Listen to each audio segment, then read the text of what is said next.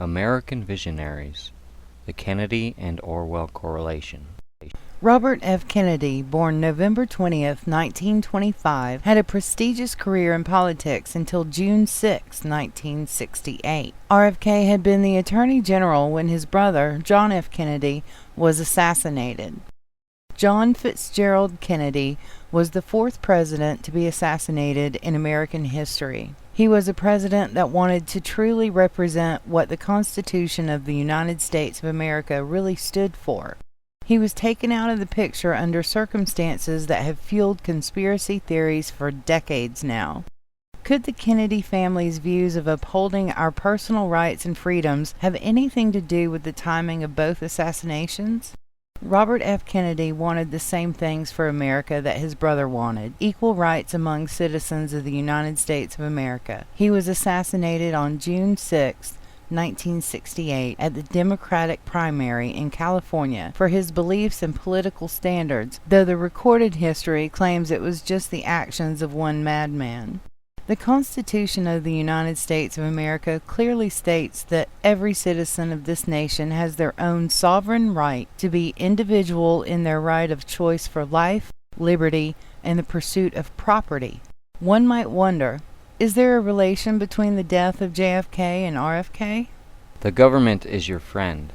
George Orwell, born with the name Eric Arthur Blair on June 25, 1903, died January 21, 1950. He wrote a book entitled 1984. This book is about a totalitarian society. It was published June 8, 1949, not long after the fall of the Nazi regime, which used totalitarian control methods to force their rule. Big Brother is watching you. This story takes place in a society ruled by hatred and fear. There is no freedom. Everything that is done for the betterment of society as a whole. Individuals do not choose what to do. The leaders instead tell the people what to do. They also tell them what they can't do.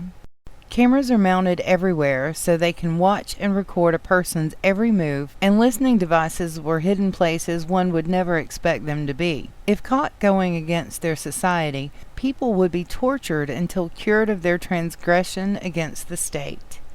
The thought police are everywhere. Your best friend could be one. In this Orwellian society, one must be careful of what is said and to whom. You never know who may be listening. Do not ever record your thoughts in a journal. It is illegal. When you want to think for yourself, you are a traitor. You will be purged. Everything that you have has been issued to you by the government: food and water rations, clothing, and they even tell you what social activities you will attend and enjoy.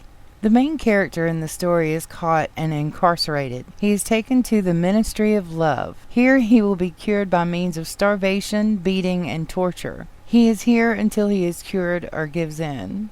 Traffic cameras are installed at every corner for your protection. Really? Traffic cameras are used to increase local government revenue. It doesn't matter that it's actually illegal.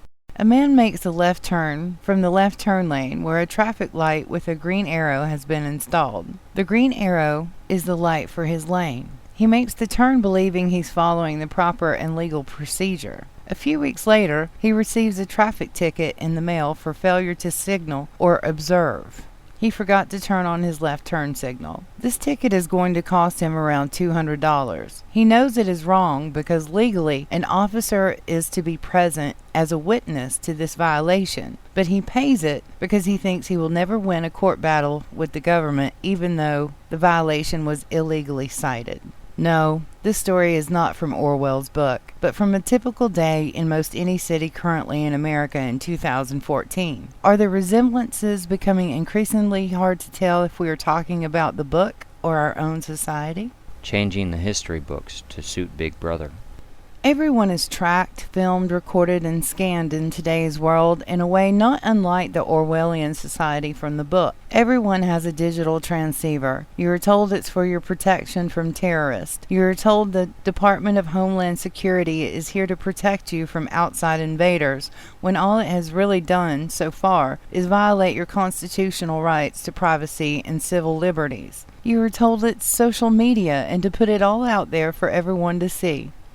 Could all of these things be connected on some cosmic level of understanding and deception that Orwell wanted to expose, and the Kennedy family political views and doctrine wanted to stop from becoming our reality? Is it even worse that in our society it is done with technology in very sneaky ways? At least in Orwell's depiction, everyone knew exactly where they stood in the world, and their government was not fronting to cover their blatant disregard for the foundation of this nation. America was, and should always be, the land of the free.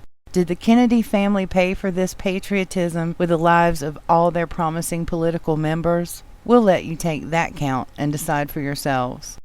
Thank you for watching and listening to June's feature story with Samantha Phenix and Rick Gronczewski for a New Light video magazine.